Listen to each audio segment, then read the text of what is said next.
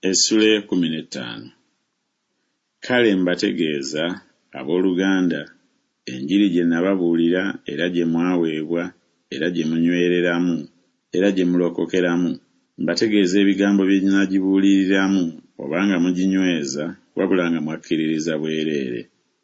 Kubanga nasooka okubawa mmwe era kye naweebwa, nga Kristo yafa olw'ebibi byaffe ng'ebyawandiikibwa bwe byogera, era nga yaziikibwa, era nga yazuukizibwa ku lunaku olwokusatu ng'ebyawandiikibwa bwe byogera, era nga yalabikira Keefa, n'alyoka alabikira 12, n'alyoka alabikira abooluganda abasingawo 5 omulundi gumu, ku abo bangi abakyali abalamu okutuusa kaakano, naye abamu beebaka. N'alyoka alabikira Yakobo, n'alyoka alabikira abatume bonna, era oluvannyuma lwa bonna n'alabikira nange ng'omwana omusowole. Kubanga nze ndi muto mu batume, atasaanira kuyitibwa mutume, kubanga nayigganyanga ekkanisa ya Katonda. Naye olw'ekisa kya Katonda bwe ndi, naye ekisa kye ekyali gye ndi tekyali kya bwereere, naye nakola emirimu mingi okusinga bonna, naye si nze wabula ekisa kya Katonda ekyali nange. Kale oba nze oba bo, bwe tutyo bwe tubuulira era bwe mutyo bwe mwakkiriza. Naye Kristo bw'abuulirwa nga yazuukizibwa mu bafu, abamu mu mmwe boogera batya nga tewali kuzuukira kw'abafu? Naye obanga tewali kuzuukira kw'abafu, era ne Kristo teyazuukizibwa. Era obanga Kristo teyazuukizibwa, kale okubuulira kwaffe tekuliimu, so n'okukkiriza kwammwe tekuliimu. Era naye tulabika ng'abajulirwa ab'obulimba aba Katonda, kubanga twategeeza Katonda nga yazuukiza Kristo, gw'ataazuukiza obanga abafu tebazuukizibwa. Kuba obanga abafu tebazuukizibwa, era ne Kristo teyazuukizibwa. Era obanga Kristo teyazuukizibwa, okukkiriza kwammwe tekuliiko kye kugasa, mukyali mu bibi byammwe. Kale era n'abo abeebaka mu Kristo baabula. Obanga mu bulamu buno bwokka mwe tubeeredde n'essuubi mu Kristo, tuli baakusaasirwa okusinga abantu bonna. Naye kaakano Kristo yazuukizibwa mu bafu, gwe mwaka omubereberye ogw'abo abeebaka. Kuba ng'okufa bwe kwabaawo ku bw'omuntu, era n'okuzuukira kw'abafu kwabaawo ku bwa muntu. Kuba bonna nga bwe baafiira mu Adamu, era bwe batyo mu Kristo bonna mwe balifuukira abalamu. Naye buli muntu mu kifo kye ye. Kristo gwe mwaka omubereberye, oluvannyuma aba Kristo mu kujja kwe. Enkomerero n'eryoka etuuka bw'aliwaayo obwakabaka eri Katonda ye Kitaawe, bw'aliba ng'amaze okuggyawo okufuga kwonna n'amaanyi gonna n'obuyinza. Kubanga kimugwanira okufuga ng'okutuusa lw'alissa abalabe be bonna wansi w'ebigere bye. Omulabe ow'enkomerero aliggibwawo kwe kufa. Kubanga kyawandiikibwa nti yassa byonna wansi w'ebigere bye. Naye bw'ayogera nti byonna byassibwa wansi, kitegeerekeka ng'oyo teyassibwa wansi eyassa byonna wansi we. Naye byonna bwe birimala okussibwa wansi we, era n'omwana yennyini n'alyoka assibwa wansi w'oyo eyassa byonna wansi we, Katonda alyoka abeerenga byonna mu byonna. Kubanga balikola batya ababatizibwa ku lw'abafu? Obanga abafu tebazuukizibwa ddala, kiki ekibabatizisa ku lwabo? Naffe lwaki okubeera mu kabi buli kaseera? Nfa bulijjo, ndayidde okwenyumiriza okwo ku lwammwe kwe ndi nakwo mu Kristo Mukama waffe. Obanga nalwana n'ensolo mu Efeso ng'omuntu obuntu, ngassibwa ntya?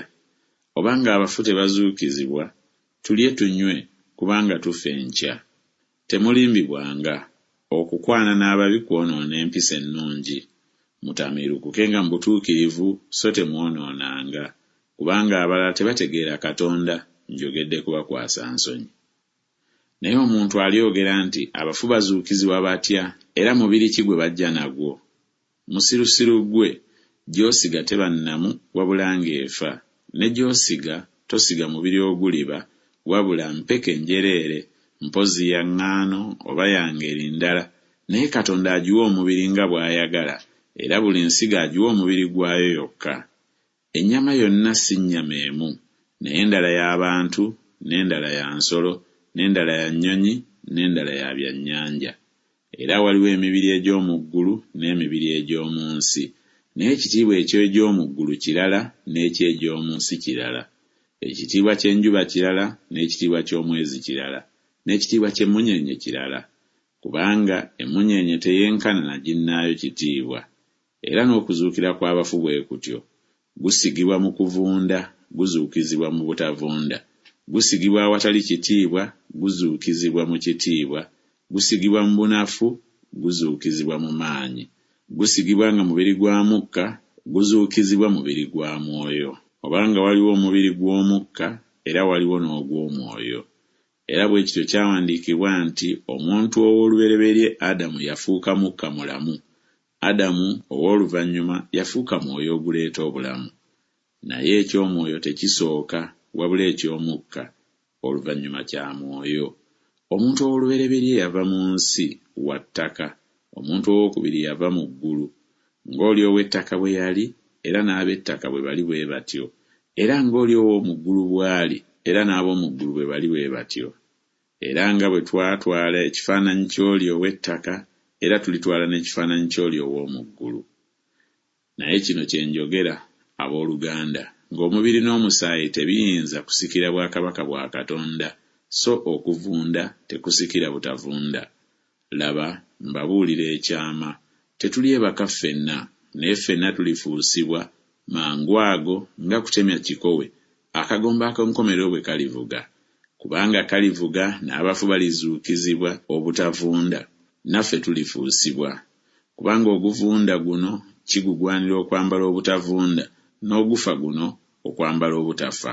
Naye oguvunda guno bwe guliba nga gumaze okwambala obutavunda, n'ogufa guno okwambala obutafa, ekigambo ekyawandiikibwa ne kiryoka kituukirira nti okufa kumiriddwa mu kuwangula.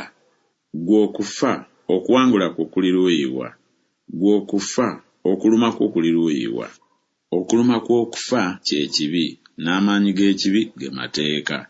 Naye Katonda yeebazibwe atuwanguza ffe ku bwa Mukama waffe Yesu Kristo.